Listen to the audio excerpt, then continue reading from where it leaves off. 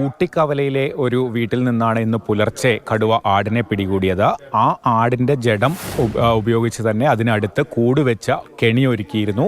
ആ കൂടിന് സമീപത്തേക്കാണ് കടുവ എത്തിയത്. അല്പസമയം മുമ്പ് വരെ കടുവയുടെ നീക്കങ്ങൾ തെർമൽ ഡ്രോൺ ഉപയോഗിച്ച് വനം വകുപ്പ് നിരീക്ഷിച്ചിരുന്നു. ഇപ്പോൾ കൃത്യമായി കടുവ എവിടെയുണ്ടെന്ന ഇമേജ് കിട്ടുന്നില്ല എന്നാണ് വിവരം. പക്ഷേ എങ്കിലും ഈ കടുവയുള്ള ഒരു ലൊക്കാലിറ്റി വനം വകുപ്പ് കൃത്യമായി മനസ്സിലാക്കിയിട്ടുണ്ട്. ആ പ്രദേശത്ത് തന്നെയാണ് കടുവയുള്ളത്. ഈ കൂട്ടിലേക്ക് കയറും എന്ന പ്രതീക്ഷ തന്നെയാണുള്ളത്. അതല്ലെങ്കിൽ മയക്കുവെടി വെച്ച് പിടികൂടാൻ തന്നെയാണ് തീരുമാനം. ഇന്ന് ഉച്ചയ്ക്ക് തന്നെ DFO അത് വ്യക്തമാക്കിയിരുന്നു. രാത്രിയെന്നോ പകലെന്നോ നോക്കില്ല, സൗകര്യപ്രദമായി അല്ലെങ്കിൽ സാഹചര്യം ഒത്തുവന്നാൽ മയക്കുവെടി വെച്ച് കടുവയെ പിടികൂടുമെന്ന് തന്നെയാണ് പറഞ്ഞത്. അപ്പോഴും ഈ കൂട്ടിൽ കയറാനുള്ള സാധ്യത തന്നെയാണ് വനംവകുപ്പ് പ്രതീക്ഷിക്കുന്നത്. കാരണം 9-ാം തീയതിക്ക് ശേഷം കടുവ തീറ്റ എടുത്തിട്ടില്ല. 2 ആടിനെ കൊന്നെങ്കിലും ആളുകൾ ബഹളം വെച്ചപ്പോൾ ഓടിമറയുകയായിരുന്നു. അതുകൊണ്ട് തന്നെ കടുവ ഈ ആടിൻ്റെ ജഡം ഇരയാക്കി വെച്ച കൂട്ടിലേക്ക് കയറുമെന്ന പ്രതീക്ഷയിൽ തന്നെയാണ് വനംവകുപ്പ് ഉള്ളത്.